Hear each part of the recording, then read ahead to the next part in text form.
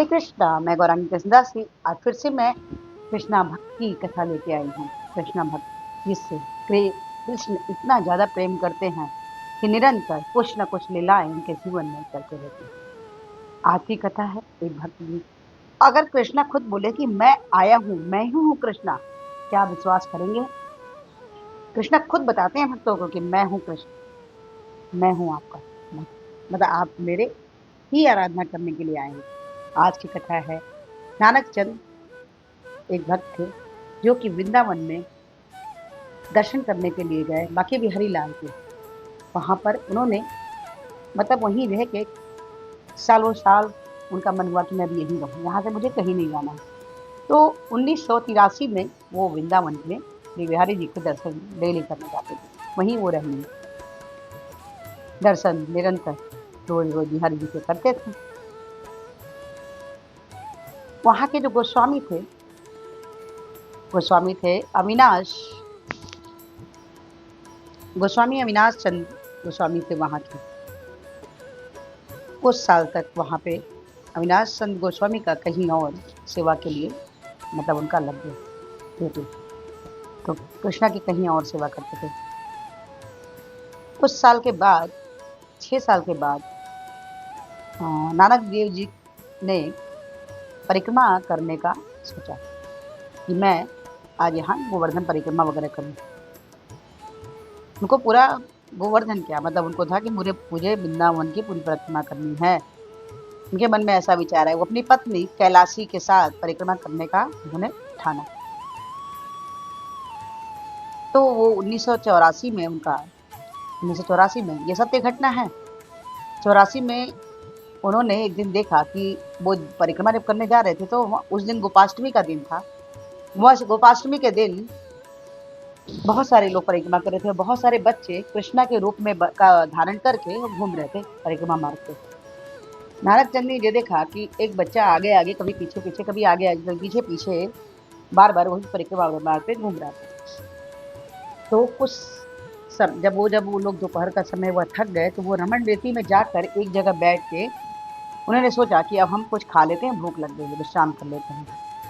तो उन्होंने रमन रेती में जब खाने का के लिए जब अपने टिफिन को खोला, भोजन को खोला, देखा तो वो बच्चा जो था सामने खड़ा था। उनको देखकर नानक चंद जी को इच्छा हुई कि मैं इसको खिलाऊं। फिर वो थोड़ा संकोच में रह के कि मैं क्या बोलूं और कैसे खिलाऊं।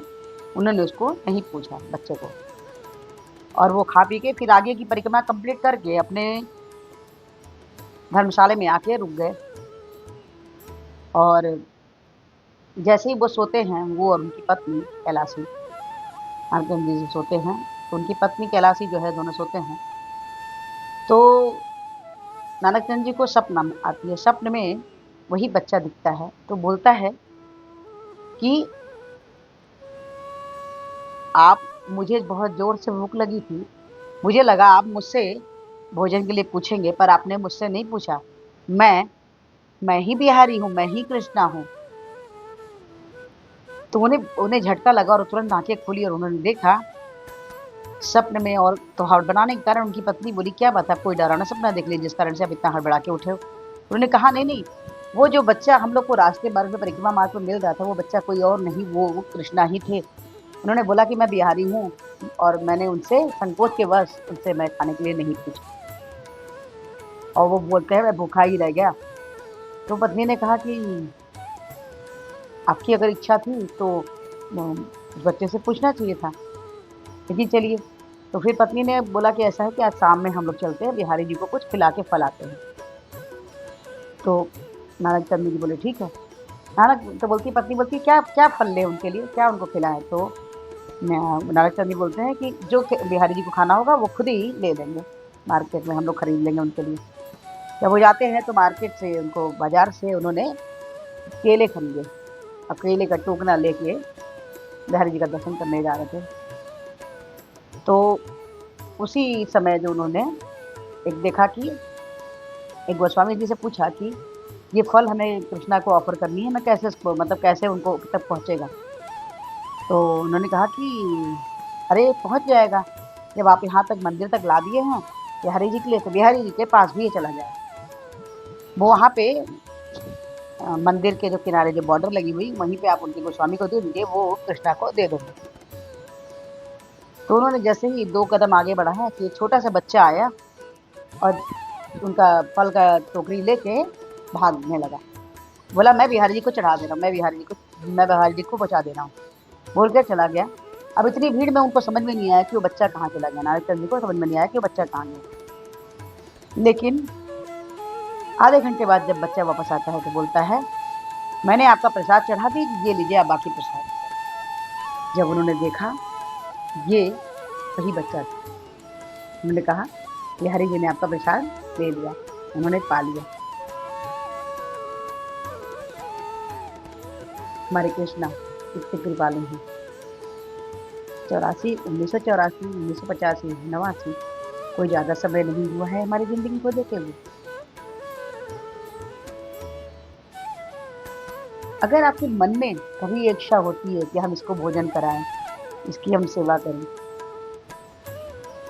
तो ये इच्छा ही होना, ये नहीं सोचना चाहिए, ये इच्छा नहीं है, ये कहीं न कहीं से अगर वो ज़रूरतमंद है, तो आपके मन में अगर ये इच्छा हुई कि मैं इसकी मदद करूँ, ज़रूर करना चाहिए क्योंकि कहीं न कहीं से आपके ही ज़रिए कृष्ण उनकी मदद करना चाहते थे, करवाना चाहते हैं। हमेशा इस टाइप की इच्छाओं को बिल्कुल भी दबाना नहीं चाहिए, क्योंकि ये इच्छा नहीं होती है, हमारे कृष्ण का आदेश होता है। बस हमें समझना होता है। निरंतर, प्रतिदिन, हर समय भाव में, हर क्षण आप कृष्ण का चिंतन कीजिए, कृष्ण का चिंतन करेंगे, कृष्णा का जप करेंगे, वैष्णव की सेवा करेंगे तो क्या होगा? ज़िंदगी में हमारे बदलाव, कृष्ण हमारे साथ होने का आपको आभास कराएँगे। कृष्णा हमेशा आपका साथ देते हैं, आगे भी देते हैं, देते रहे हैं, आगे भी देते रहेंगे।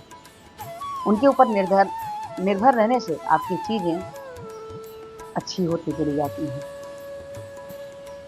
ये सत्य घटना आपको कैसी लगी? अगर अच्छी लगी हो तो प्लीज़ लाइक कीजिए, शेयर कीजिए, सब्सक्राइब कीजिए और इस वीडियो के थ्रू हमारी विनम्र प्रार्थना है कि हमारे पूर्वीय आचार्य श्रील प्रभुपाद हमें हरे कृष्ण महामंत्र जपने के लिए बोलते जो कुछ इस प्रकार से है, हरे कृष्ण कृष्ण कृष्ण हरे हरे, हरे राम राम राम हरे हरे। तो हरे कृष्ण महामंत्र जपिए और कृष्णा के सबसे प्रिय बच्चे बन जाइए। प्लीज़ प्लीज़ प्लीज़ आज से ही एक माला जपिए। अच्छा लगता है तो 2 2 4 7 6 6 8 8 से 16 जैसे ही आप 16 माला पे आते हैं कृष्णा के हेतु की कृपा के पात्र बन जाते हैं।